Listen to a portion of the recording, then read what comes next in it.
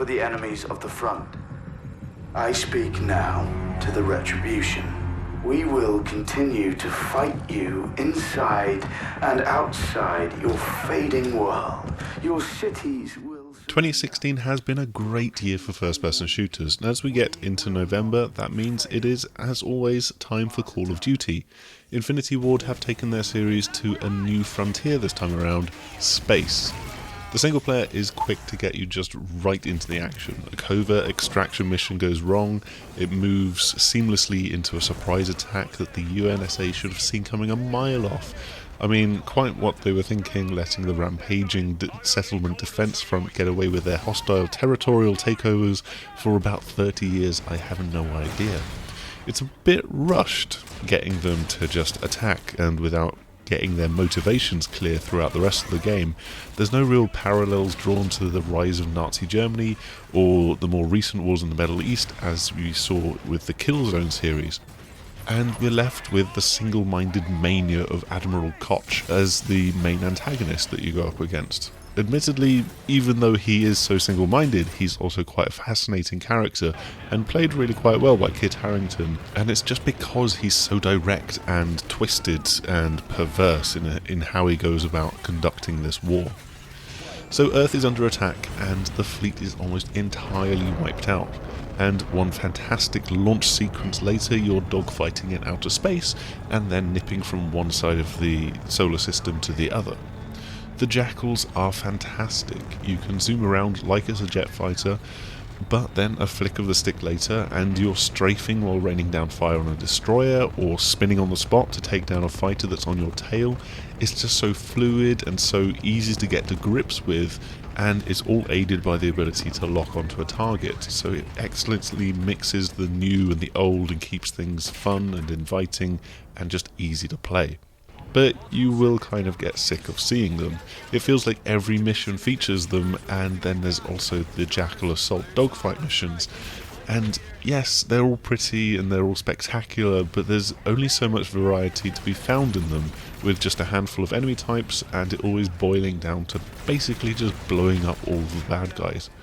Thankfully, you can skip a lot of them, and that is because of the new, more free-form campaign structure, where you only have a handful of primary missions, and then you have a wealth of side missions to choose from. Having had command of the Retribution carrier, one of just 2 remaining ships in the fleet, dropped into his lap, Nick Reyes can go after these targets of opportunity, or skip past them in favour of just following the main objectives. If you do that, then you will miss out on a lot of the game though, because side missions often feel like they could have happily sat within a purely linear game. They are long, like 20-minute stealth missions, there's covert infiltrations, there's, you know, even just the standard like run and gun through an enemy ship, that kind of thing. And it's a shame to think that some people might skip past some good, solid Call of Duty missions.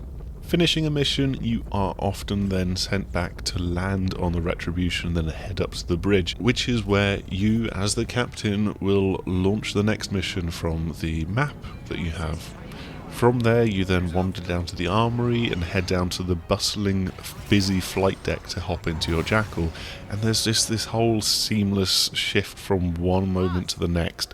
Yes, there's cutscenes, yes, there's elevators that you go up and down in and doors that you open and stuff like that, but it's really nicely constructed, so you don't just see a loading screen, and it really gives the ship a sense of place and being within the campaign. Thankfully, you don't have to do this every single time. Yes, for the main missions you do have to go through this, but not for side missions where it's all scrunched up and got out of the way quite quickly to get you straight into the action. Like a more straight-laced version of Captain Kirk, Reyes doesn't shy away from leading the charge and heading down to the planet to get shooting guns and blowing things up. And he's often accompanied by Omar, Salter and Ethan is my favourite character in the game by far. He's this lovable, charismatic robot that's actually the most human-feeling character in the game. Alongside these you have the wider crew, and Reyes has to come to terms with losing personnel under his command and learn that the mission comes first. So yes, characters die, and they die a lot, and they can be really important characters as well. It often gets the tone right as people close to him die or he has to give an order out of desperation. But then there's also plenty of deaths that just feel callous, whether they're Hollywood cliches or just moments of sheer lunacy that you'd think, why the hell did they do that for? It's a decent campaign, definitely, but it does lean too heavily on having the Jackal around to hop into at every single opportunity, it feels like. And the number of deaths by the end of the game are actually almost amusing as opposed to somber and noteworthy. Yet this is where Infinity Ward have been able to stretch their legs, because the multiplayer, to be perfectly blunt, it's Black Ops 3 by another name. It's the exact same momentum-based augmented motion, and that's going to be a good thing for the esports crowd, but it means that Infinite Warfare loses that particular spark of ingenuity and creativity that you'd like to see from one year to the next in the Call of Duty series. So, 9 specialists have been reduced to 6 rigs, but each of these now have 3 payload abilities to choose from instead of 2. So, for example, Synapse can have twin rapid-fire machine guns for a little while, or can rewind back in time a few seconds, or even turn into a kind of robot dog and race around meleeing enemies. At the same time, each rig has got 3 traits to pick from, many of which are repurposed perks from the general loadouts that we've seen in previous games. It's a sideways step, basically. There's a lot of reused payload abilities from Black Ops 3, and now there's fewer distinct character models to spot and be able to guess what ability is coming at you. Some of them feel like they need balancing as well. FTL's Eraser gun can turn an entire team into a shower of molten dust in seconds. Admittedly, it's an awesome gun, but he needs to be toned down similar to how Seraph was with her insta-kill revolver in Black Ops 3. That said, if you do miss a shot or you react a fraction of a second too slowly, then a good opponent will be able to take you down in the blink of an eye. And most of the longer term payloads leave you just as vulnerable as in open play. This is a game, after all, which has got a very low time to kill. A lot of that comes from the guns themselves. They just feel so neutral and recoil free. The NV4 and the R3K are going to be the first 2 guns that most people try out in the game, and they might as well be lasers before you even start attaching grips and sights to them. There are some interesting and fun new guns though. The Type 2 assault rifle can be split in half and turn into twin machine pistols held akimbo, while the EBR 800 sniper rifle scope can be flipped down so it goes from single shot sniper mode to SMG mode, or assault rifle mode, whichever it is. And those are just 2 examples. There's some other ones, but there's just this feeling of, as I said, neutrality, of the guns aren't really doing that much for me.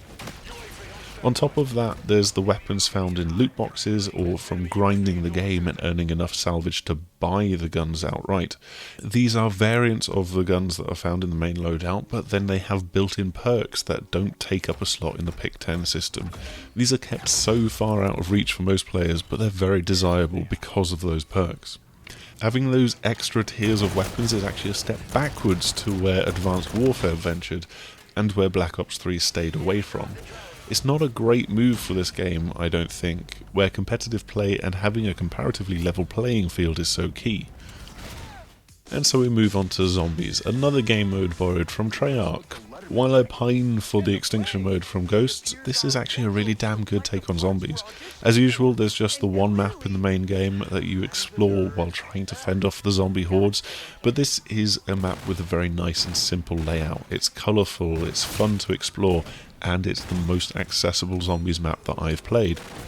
There's still all of the machines, the power-ups, tarot cards in this one, power relays and so on, but you can now jump in with tooltips enabled so that you're getting little instructions and hints about what to do. Death is also made a bit friendlier. If you aren't revived in time, you're not just dead until the end of the particular wave. You actually then get sent to a theme park game room to wait for your soul meter to recharge over the course of 30 seconds. Of course, this depends on if the rest of your team can manage to survive those 30 seconds that you can come back. But it's still hard as nails. Time and again we got to a wave where this big alien monster came at us shooting lasers from its face, and we fell down every time, basically around the 10th or 11th wave. So there is still that brick wall of difficulty for newcomers, and, you know, I think they might be turned away by that point, definitely, even though I think this is by far the most accessible Zombies mode yet. So despite heading off in a new setting for its blockbusting action, we see Infinity Ward sadly treading in others' footprints. The campaign is good and it tries a number of new things, but in zombies and multiplayer, you know, the kind of thing where you're going to want to invest a lot of your time after those first 8 to 10 hours, well, it just feels like we've been here before, unfortunately. As ever, thanks for checking out our videos, and I hope you've enjoyed this look at Call of Duty Infinite Warfare, perhaps enough to like this video and subscribe to our channel. But I do hope that you join us again. We've got a few other Call of Duty things lined up in future, including a bit more on Modern Warfare Remastered, as well as plenty of stuff about other games, both on YouTube and if you care to visit us over on the 6thAxis.com. So until next time, goodbye!